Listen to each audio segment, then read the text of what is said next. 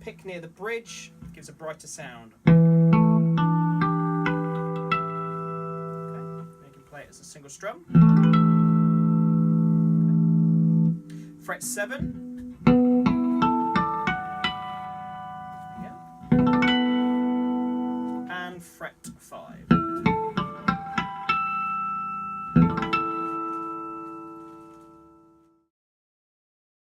Tap harmonics then. Take your first finger, tap above the fret, not in between the frets where you normally fret a finger, above the fret. So I'm going to play fret 5 and then I'm going to tap at fret 17. Okay.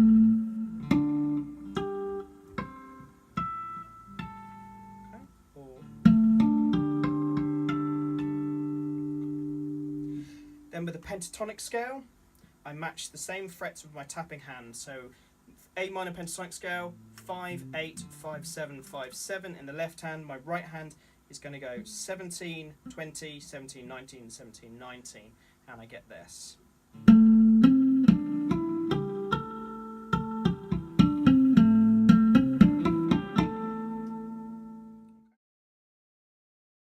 Harmonics. So I'm playing an artificial harmonic with my right hand.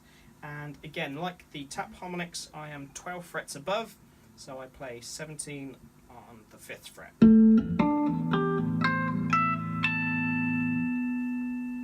Okay, and if I played the scale with that, I'd have like this.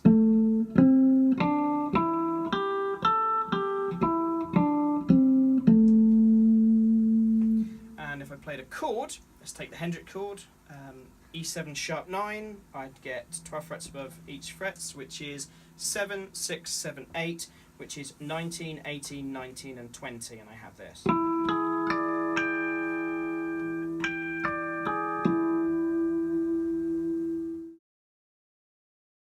Okay, the final one is pinch harmonics, and so this is where you hold your plectrum and you put the string between your thumb and your pick.